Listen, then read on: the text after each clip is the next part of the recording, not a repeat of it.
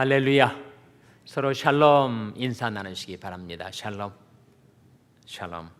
오늘도 금요 성경 공부에 잘 나오셨습니다.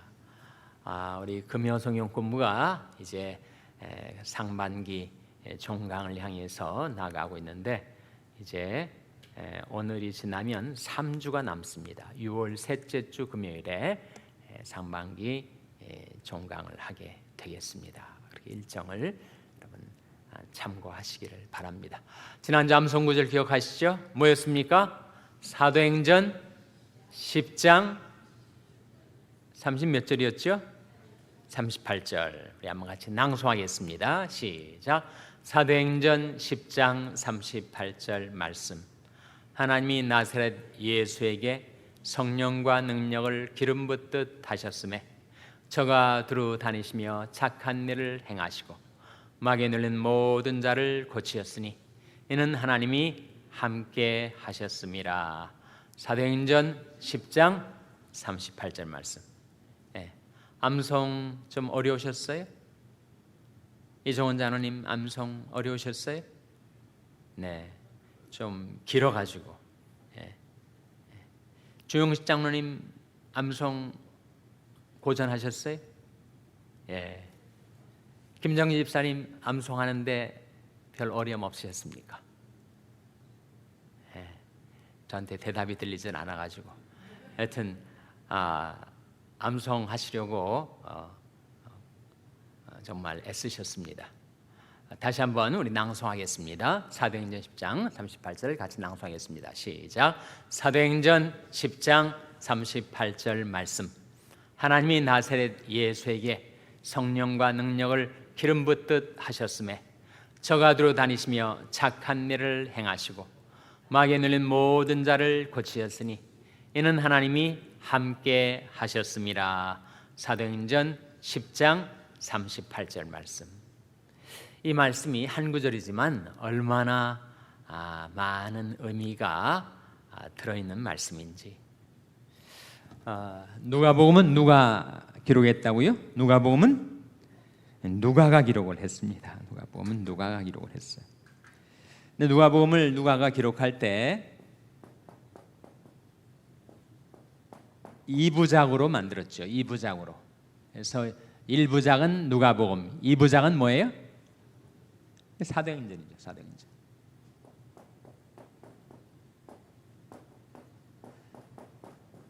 그래서 누가복음과 사도행전은 두 권으로 이루어진 한 책이다. 1부작과 2부작의 주제가 1부작은 그리스도가 주제가 되고 사도행전 2부작은 뭐예요? 2부작의 주제는 뭡니까? 2부작의 주제는 교회이죠. 교회. 교회를 가리켜서 그리스도의 뭐라고 하죠? 그리스도의 몸이라고 하지 않습니까? 그러니까 누가복음 마지막에 예수 그리스도께서 부활 승천하셔서 하늘의 영광에 오르시게 되었을 때 그리스도가 지상에서 사라져 버렸는가? 그렇지 않고 그리스도의 몸을 지상에 남겨두셨는데 그것이 바로 교회라 하는 거죠. 그래서 누가복음은 교회의 머리이신 그리스도의 활동을, 사도행전 그리스도의 몸인 교회의 활동을 증가하고 있습니다. 근데 우리가 방금 암송한 사도행전 10장 38절에 보면 하나님이 나사렛 예수에게 무엇과 무엇을 기름 붓듯 하셨다고요? 무엇과 무엇을? 성령과 능력을 기름 붓듯 하셔서 그가 두루 다니시면서 뭘 하셨다고요?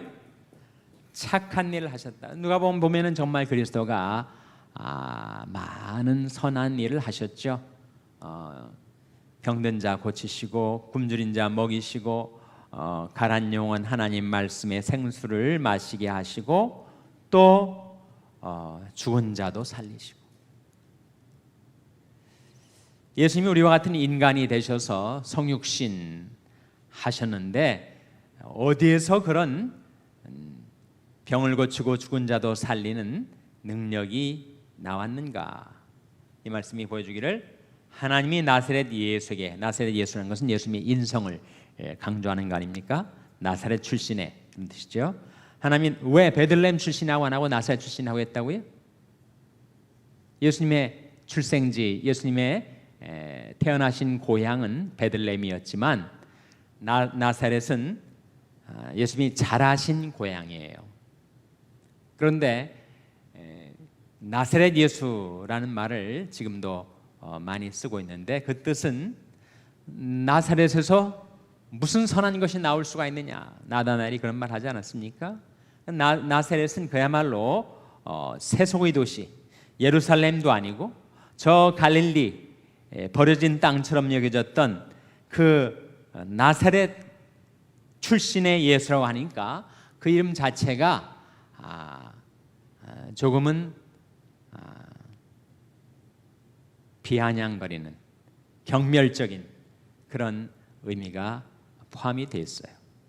그런데 오히려 역설적으로 바로 나사렛에서 성장하신 예수 그리스도를 통하여 하나님께서 세상의 구세주를 이루셨다라고 하는 역설적인 의미가 함께 포함되어 있습니다. 그래서 하나님이 그리스도에게 성령과 능력을 기름부터 타셔서 저가 두루다니며 착한 일을 행하시고 마귀에게 눌린 모든 자들을 고치셨다.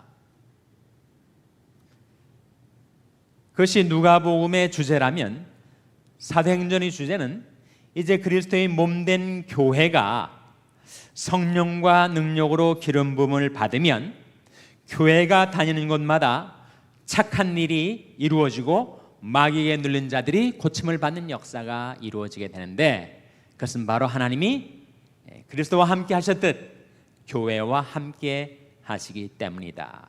그것이 이 누가가 지은 이 2부작의 일관된 주제입니다. 누가복음에서는 그 역사가 그리스도를 통하여, 사도행전에서는 그 역사가 그리스도의 몸된 교회를 통하여, 어떻게 교회가 사람들의 모임인데 그 연약한 교회를 통해서 그런 놀라운 역사가 이루어질 수가 있는가? 그것은 바로 그리스도에게처럼 교회에도 하나님이 성령과 능력을 기름 붓듯 부어 주셨기 때문이다. 그래서 사도행전을 가리켜서 무슨 행전이라고 한다고요? 사도행전을 가리켜서 성령행전이라고도 하지 않습니까? 이 두 이름 보시면 사도행전은 사도들이 행한 기록이란 말이죠. 성령이 행하신 기록이란 말이죠. 사도는 교회의 대표자입니다. 그러니까 사도행전은 교회가 어떤 일을 행했는가, 성령께서 어떤 일을 행하셨는가 하는 것을 나타내기 위해서 이런 이름이 붙여진 것인데, 그리스도에게처럼 교회에서도 성령과 능력이 부어질 때 예수님이 이 세상에 두루 다니시지 않았습니까? 교회 역시 교회가 건물이라면 한 곳에 딱 고착되어 있겠지만 교회는 건물이 아니라 사람이란 말이죠. 그래서 구속받은 성도들, 예수님의 보혈의 공로로 죄 씻음 받고 하나님이 자녀가 된 성도들이 바로 교회인데, 그 교회가 움직일 때 두루 다니며 착한 일을 행하게 된다. 마귀에게 눌린 자가 있으면 그를 고쳐주게 된다. 그것은 하나님이 함께 하셨기 때문이다 하는 것이 우리가 암송한 말씀의 내용입니다. 오늘은 몇 과입니까? 오늘은 우리 교재 몇 과죠? 오늘은 25과. 25과 제목이 뭐예요? 교회가 말씀에 순종하다. 아주 제목을 잘 지으신 것 같습니다. 본문이 사도행전 11장 1절에서 18절이니까 읽으신 분들도 계시겠지만 다시 한번 교독하겠습니다. 사도행전 11장 1절에서 18절 말씀을 교독하시겠습니다. 찾으셨죠? 교독하겠습니다.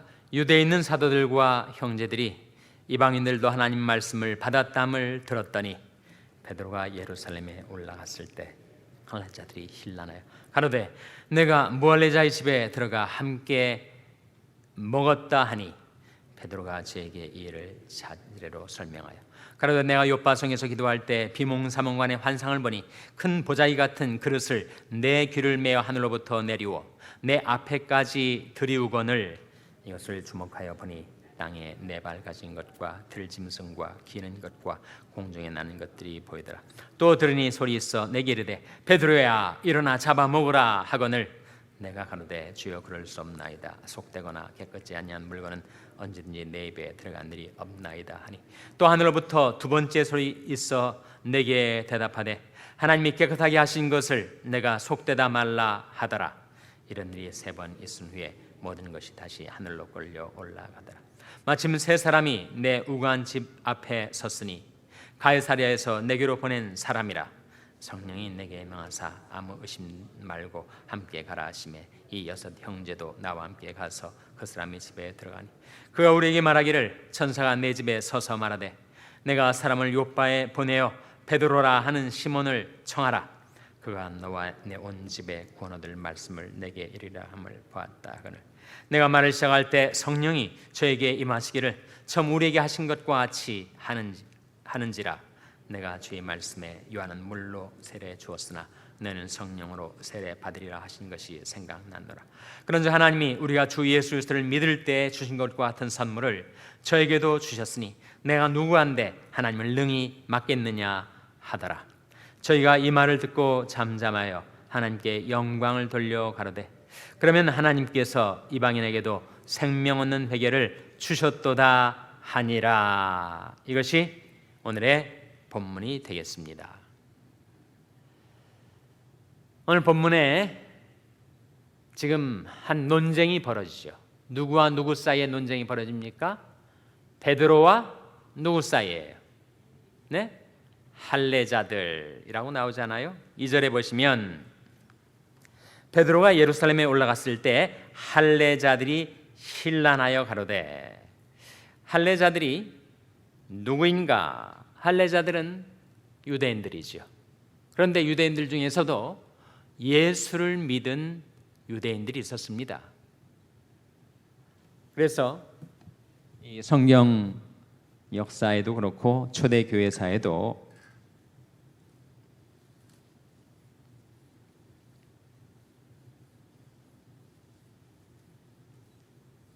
기독교가 퍼지기 전에는 세상에 물론 유대인의 관점에서 유대인하고 이방인 이렇게 두 부류만 있었어요. Jews and Gentiles. 그런데 제3의 그룹으로 교회가 등장을 한 겁니다. 교회 크리스찬들은 어디에서 나온 것인가? 주스에서 나온 크리스찬들이 있고 젠타일스에서 나온 크리스찬들이 있어요. 그래서 크리스찬들은 초대교회를 구성하고 있는 크리스찬들의 두 부류가 있었는데 하나는 Jewish 크리스찬스가 있고 다음에 젠타일 크리스찬스가 있어요.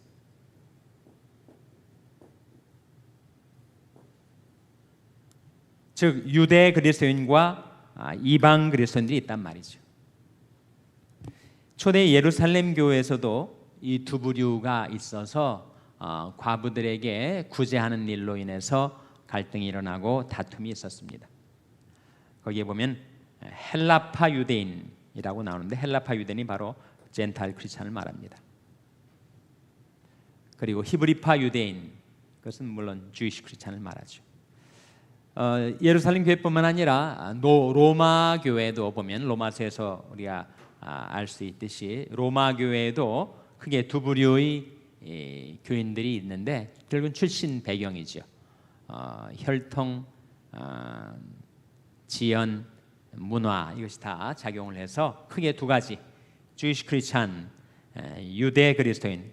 원래 유대 교회에 있었는데 복음을 듣고 크리스찬이 된 사람들, 그리고 젠탈 크리스찬 해서 이방인들이었는데 그들이 예수를 믿고 크리스찬들이 된 두 부류의 사람들이 있었단 말이죠. 근데 지금 베드로가 지금 예루살렘에 올라와서 고넬료 집안에 있었던 일을 소문으로 들었던 사람들이 베드로한테 힐난한 이유가 뭐냐면 당신 어떻게 유대인이 이방인들하고 같이 어울려서 밥을 먹었느냐. 밥 먹는 게 뭐 이렇게 심각한가. 굉장히 중요한 문제예요. 소위 테이블 펠로우십이라는 게 있습니다.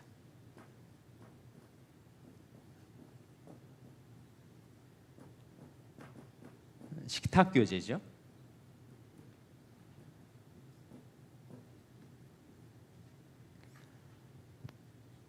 율법에 따르면 이방인들하고 식사를 하는 유대인들은 율법을 범하는 죄가 있다고 간주되었습니다. 함께 밥을 먹는다는 것은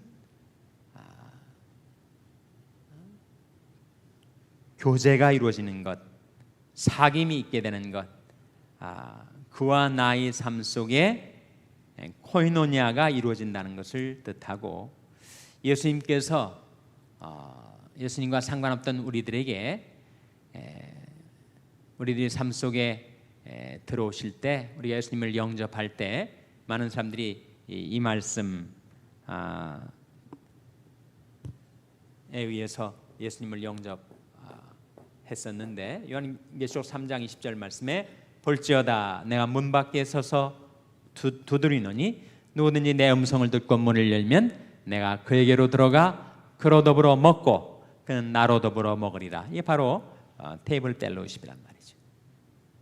그러니까 예수님을 우리가 모셔드릴 때 예수님과 내가 함께 먹고 동고 동락 동행하는 삶을 살게 된다는 거죠.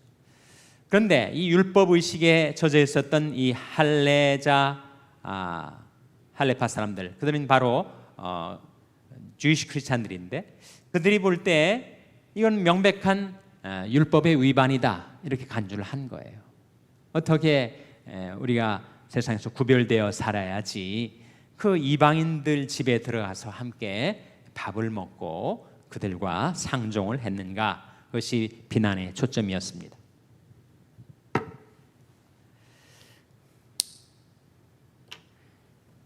3절에 가로되 내가 무할례자의 집에 들어가 함께 먹었다 하는 것이 비난의 초점이었어요. 그때 베드로가 당시에 모인 사람들이 다 교인들이었습니다. 이방인 그리스도인들은 아직은 이 교회에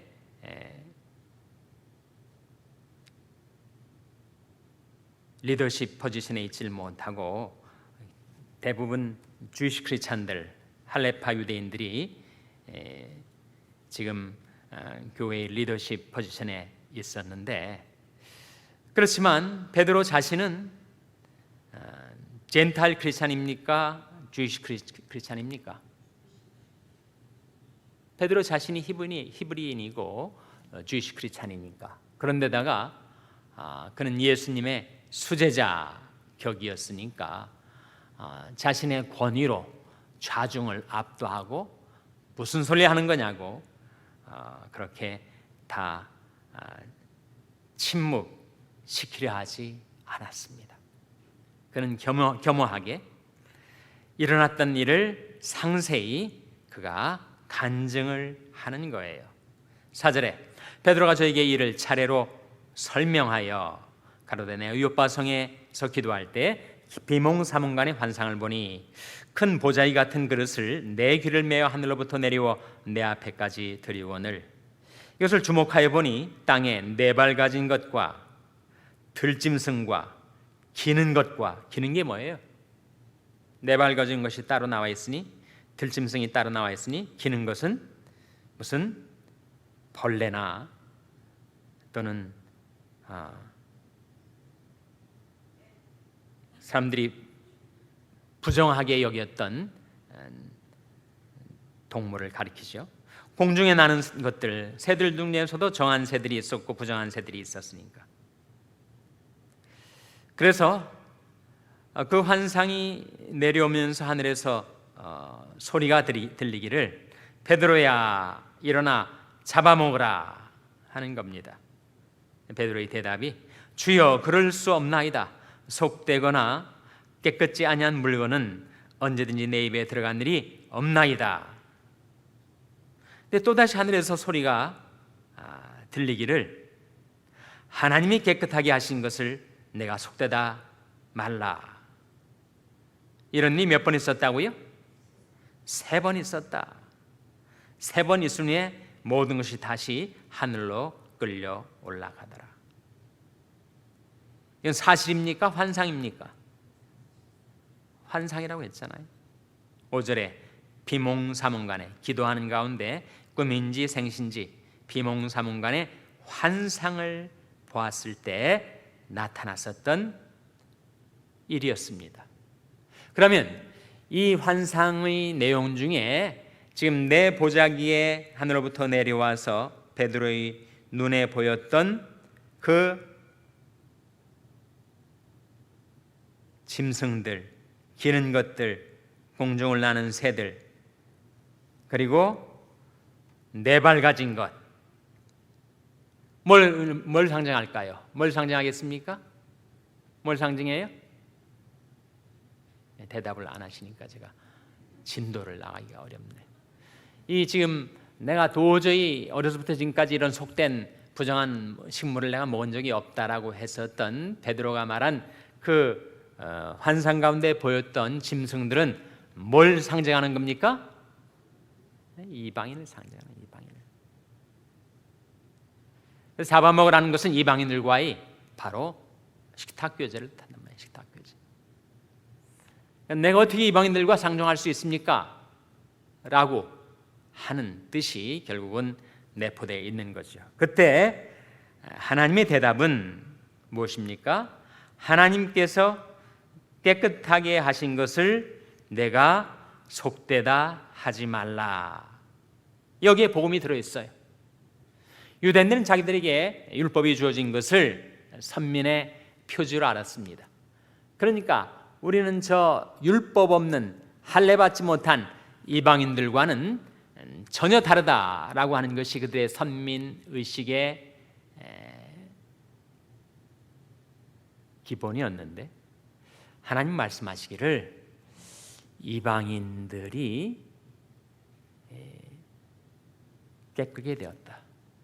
이방인들과 유대인들을 가로막고 있었던 차별의 장벽이 허물어졌다.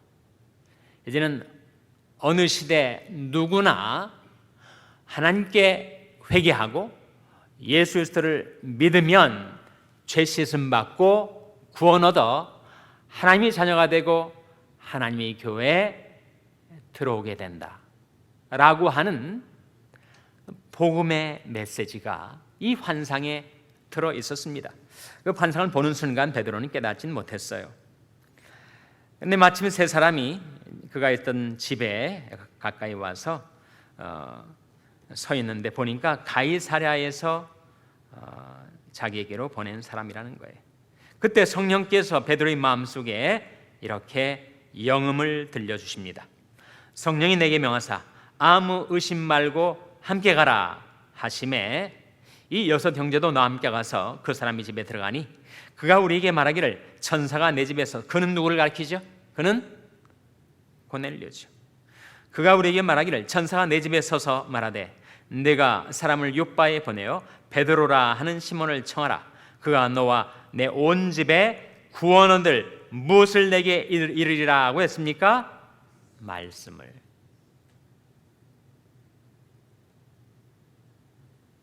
비록 고넬료가 온 집으로 더불어 하나님을 경외하고 백성을 많이 구제하고 항상 기도했지만 그는 아직 구원받지 못했습니다. 그에게는 구원 얻을 말씀이 필요했어요. 그래서 베드로를 청하여 고넬료와 그 온 집안이 구원 얻을 말씀을 전하게 된 것입니다. 15절에 내가 말을 시작할 때 성령이 저에게 임하시기를 처음 우리에게 하신 것과 같이 하는지라. 복음을 전하기 시작하는데 예수 그리스도의 구원의 메시지를 전하기 시작하는데 성령이 저들에게 임하시더라는 거예요. 그것은 처음 우리에게 하신 것과 같이 하는지라 했을 때 처음은 언제를 가리키죠? 예? 처음 언제 가리킵니까?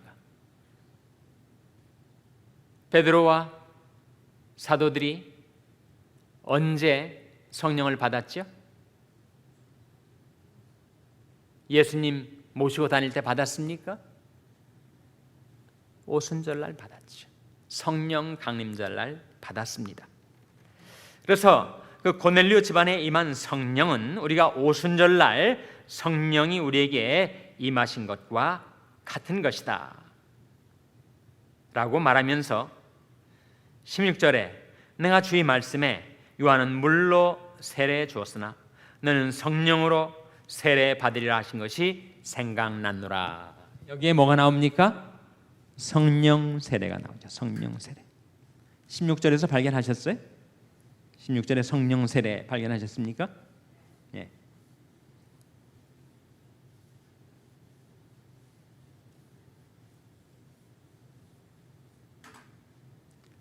성령 세례 또는 성령의 세례 같은 말이고 영어로는 뭐라고 표현하는가? Baptism in the Holy Spirit 또는 Baptism with the Holy Spirit 이렇게 씁니다. 성령 세례가 무엇인가? 우리가 물 세례에 물을 이렇게 뿌리잖아요. 또는 침례의 경우에 물속에 잠기잖아요. 그러니까 완전히 물에 젖는 거죠. 물이 그를 감싸는 것입니다. 마찬가지로 성령 세례는 그 사람에게 물이 임하는 것처럼 성령이 임하여 성령이 그 위에 강림하시고 성령이 그를 감싸게 되는 것이 성령 세례입니다. 즉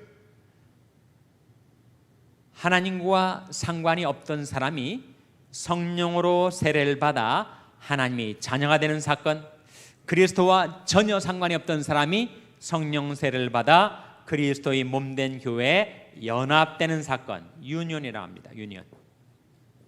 세례의 의미는 연합의 뜻이에요. 연합이란 말을 영어로는 유년이라고 합니다.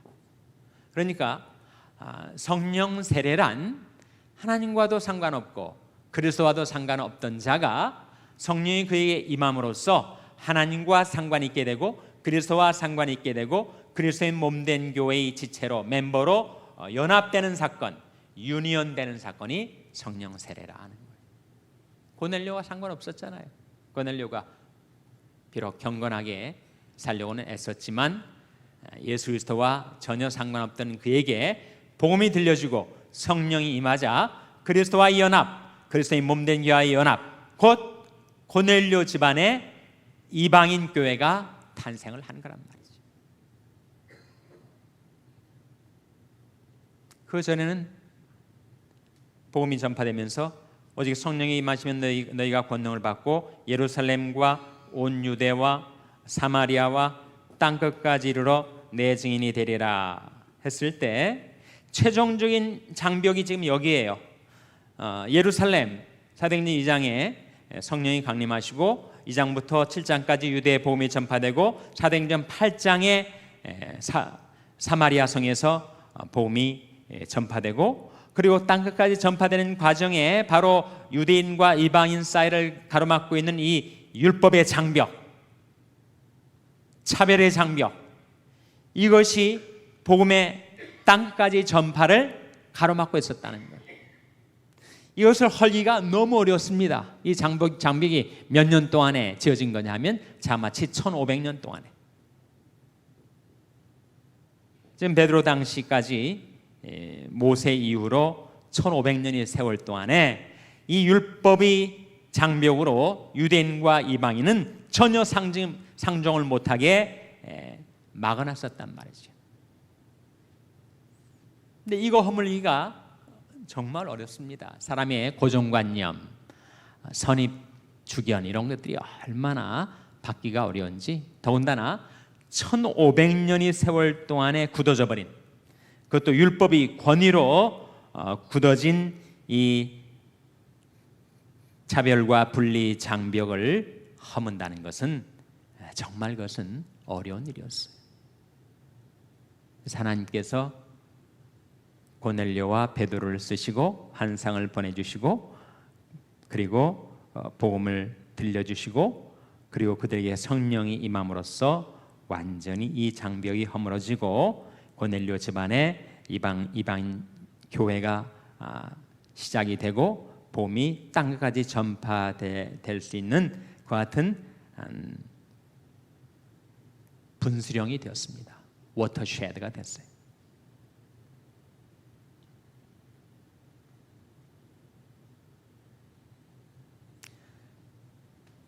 실제로 이방인이 구원을 받았는가? 이방인이 생명을 얻었는가? 증거가 있어야 되잖아요. 증거가. 아무리 베드로가 자기 권위를 가지고 자기를 비방하는 할례자들을 설득하려 해도 증거가 없으면 그들이 설복을 당하지 않을 텐데 증거가 있었습니다. 그 증거가 뭐죠? 바로 성령 세례.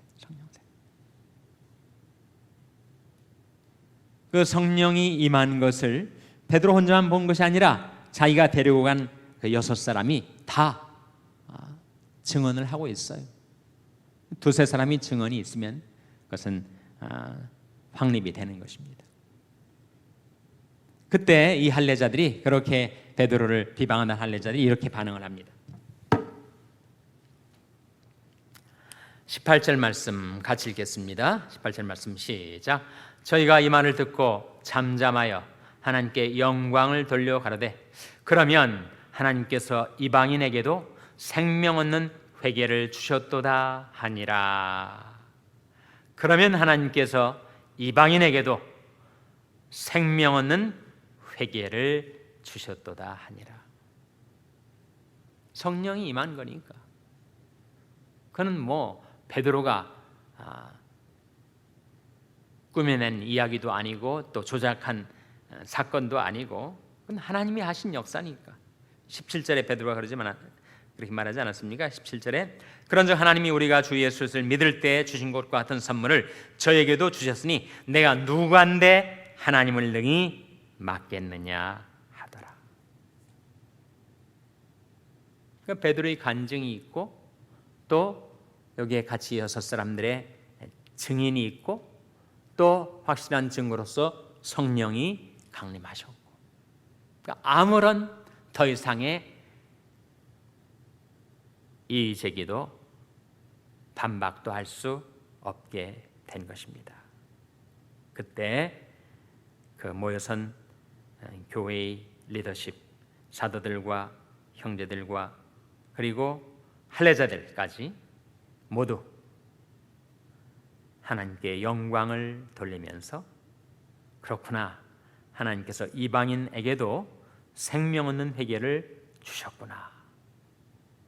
전 교회가 설복을 당하고 그리고 하나님의 역사에 그들이 다 공감을 하게 된 거죠. 자, 이것이 본문의 내용인데 질문 몇 가지 다루겠습니다. 여러분 부교재를 펴셔서 2번 질문 보겠어요. 163페이지 2번 질문. 왜 이방인과 함께 식사를 한 것이 비난거리가 되었는가? 그리고 고넬료 가정에서 있었던 일이 왜 그들에게 심각한 도전으로 다가왔는가? 지금 할례자들, 즉 주이시 크리스찬들이 베드로를 향해서 막 힐난을 했잖아요. 왜 그 심각한 문제인가? 사도행전 10장 28절에 보시면 참고구절 한번 보세요. 뭐라고 나옵니까? 사도행전 10장 28절에 이르되 유대인으로서 이방인을 교제하는 것과 가까이 하는 것이 위법인 줄을, 즉 율법에 위반이 된다는 것을 너희도 알거니와. 지금 베드로가 지금 하는 말이에요. 그러니까 율법에 따르면 이방인들과 함께 식사를 할 수가 없습니다. 식탁 교제를 할 수가 없어요. 상종을 할 수가 없었단 말이죠. 또한 중요한 말씀이 갈라디아서 2장 12절 13절에 나오는데 그것은 베드로가 이방인들과 식사하다가 내용을 기억하시는 분들이 계실 거예요. 베드로가 이방인들과 식사를 하다가 유대인들이 오니까 그 자리에서 떠났어요. 그것을 가지고 베드로를 컨프런트 한 사람이 누구였습니까? 누구였어요? 바울이었죠. 바울. 아니, 복음의 진리를 믿는다고 하는 당신이 어떻게 유대인들이 왔다고 이방인들과 함께 식사하다가 자리에서 떠날 수가 있는가? 그것은 복음의 진리대로 행하는 것이 아니고 여전히 율법 의식에 갇혀 있는 처사가 아닌가라고 바울이 베드로에게 닦아 세웁니다. 사실은 권위로 말하면 베드로가 바울보다 훨씬 더 권위가 높았고, 이제 바울은 이제 막 인정을 받기 시작한 사도이지만 베드로의 예수님이 수제자 아니었어요. 사도 바울은 복음의 진리를 위해서 그렇게 시몬 베드로를 컨프런트하는 것이 갈라디아서 2장 12절 13절에 나옵니다. 한번 잠깐 찾아보세요. 갈라디아서 2장 12절 13절.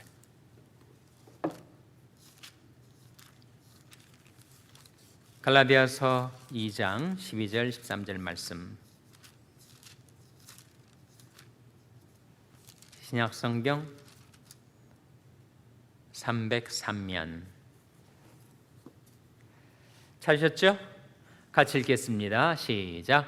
야곱에서 온 어떤 이들이 이르기 전에 게바가 이방인과 함께 먹다가 저희가 오매 그가 할례자들을 두려워하여 떠나 물러가매 남은 유대인들도 저와 같이 외식하므로 바나바도 저희 외식에 유혹되었느니라. 그러니까 야고보는 예루살렘의 최고 지도자였었고, 야고보에서 온 어떤 이들은 바로 주이시 크리스찬들입니다.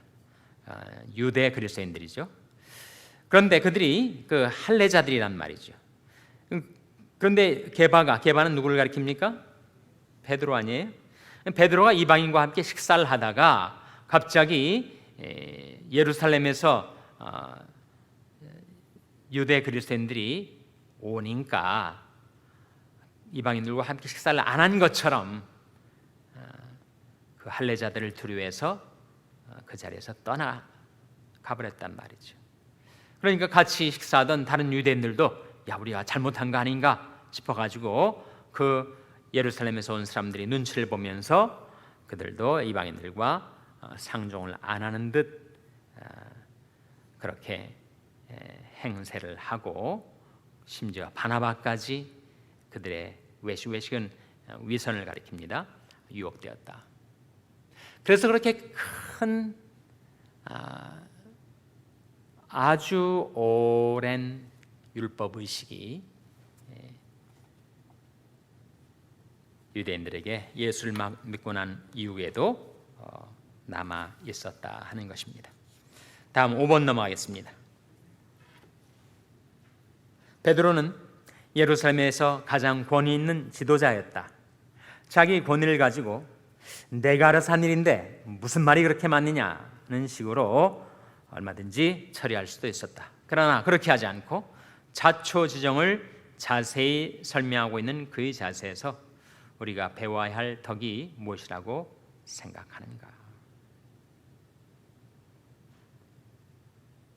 베드로는 자기 권위로 누르지 않고 우리가 겸손히 있었던 일을 자세히 간증을 합니다.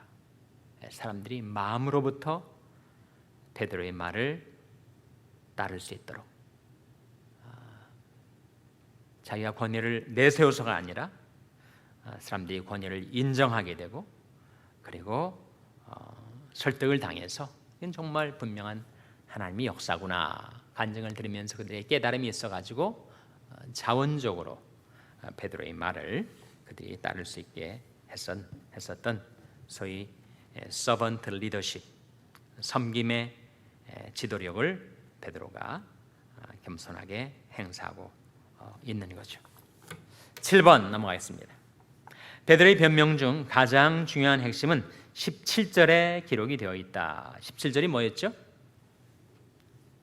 17절 뭐였습니까? 그런즉 하나님이 우리가 주 예수 그리스도를 믿을 때 주신 것과 같은 선물을 저에게도 주셨으니, 이 선물은 뭘 가리키죠? 성령을 가리키죠. 내가 누구한테 하나님을 능히 맡긴, 이 하나님의 역사인데 내가 어떻게 그걸 막을 수가 있는가 하는 것이 그들의 모든 의문과 질문을 다 일순간에 잠재울 수 있는 핵심적인 변명이 되었던 거죠. 여기서 베드로가 솔직하게 인정한 사실은 무엇인가? 베드로는 유대인들이나 이방인들이나 다 똑같이 은혜로 구원받는 것이고, 하나님께서 복음으로 우리를 구원하는 것이지, 우리가 무슨 율법을 지켜 의로운 행위가 있어서 그렇게 구원을 받는 것이 아니다. 이것을 통해서 확신한 게 된 것이, 하나님은 모든 사람이 구원을 받으며 진리를 아는 데 이르기를 원하시느니라. 디모데전서 2장 4절 말씀이 나와 있습니다. 자, 정리를 해보겠습니다.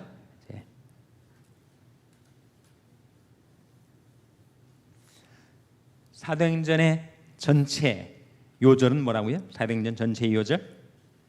사도행전 전체 요절은 뭡니까? 사도행전 몇 장 몇 절이에요?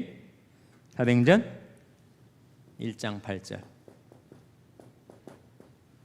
예수 그리스도께서 하신 말씀입니다. 지상 명령이죠. 오직 성령이 너에게 임하시면 예루살렘과 온 유대와 사마리아와 땅 끝까지 이르러 내 증인이 되리라 하셨는데, 이제 마지막 남아있는 이 땅 끝까지 이방인들에게 복음을 증거하는 데 있어서의 난공불락의 벽처럼 버티고 있었던 이 율법의 장벽, 차별의 장벽, 분리의 장벽을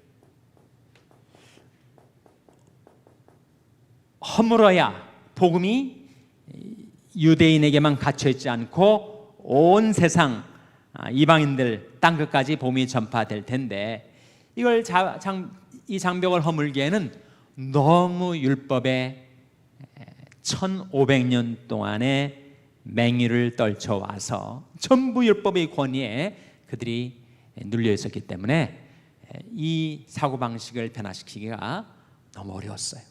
그래서 하나님이 직접 개입하셔서 세 가지를 쓰셨습니다. 첫째는 사람을 쓰셨어요.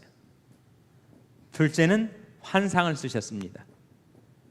셋째는 성령을 쓰셨어요.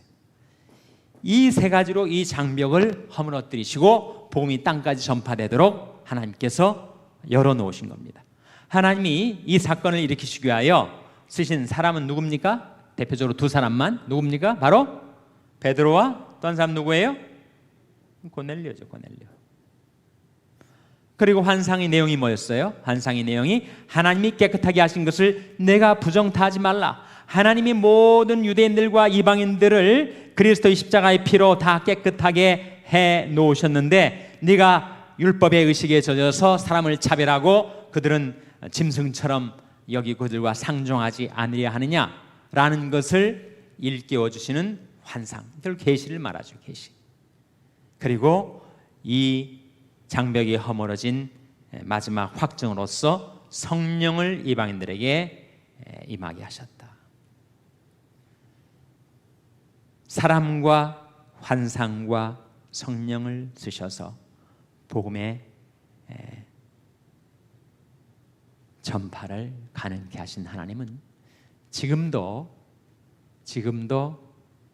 복음을 전파하고 영혼들을 구원하려 하실 때 이 세 가지를 쓰십니다.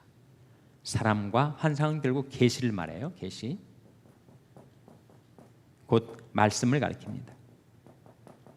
구원 얻을 말씀. 지금도 사람과 계시와 성령으로 사람들을 구원하려 하십니다. 이제는 세월이 흘러서 베드로와 고넬료가 아닌 저와 여러분 사람들을 통하여 하나님의 말씀을 보내셔서 그 말씀으로 죄의 장벽을 무너뜨리시고 그리고 성령을 받게 하셔서 그들이 구원받도록, 그래서 이방인들에게도 생명 얻는 회개를 주셨다라고 하는 하나님의 구원의 역사가 지금도 퍼져나가게 하고 있습니다. 말씀을 담고 있는 메신저 베드로에게 주어진 구원 얻을 메시지, 그것이 전달될 때 임하시는 성령으로 인하여 이제는 그리스도와 연합되는 성령 세례의 사건이 지금도 퍼져가고 있습니다. 다음 주 암송 구절은 그래서 바로 이사야를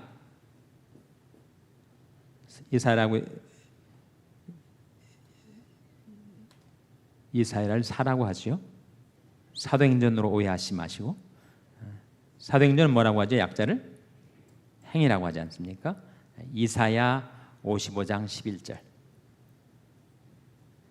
내 입에서 나온 말도 헛되이 내게로 돌아오지 아니하고 나의 뜻을 이루며 나의 명하여 보낸 일에 형통하리라. 하나님의 말씀이 생수가 온 세상을 향하여 퍼져갈 수 있도록 그 말씀의 담지자, 그 메시지의 메신저가 되어서 우리가 복음을 전파할 때 성령이 임하시고 하나님이 구원받는 역사는 온 땅끝까지 전파된다. 그것이 사도행전 10장이 보여주는 내용입니다.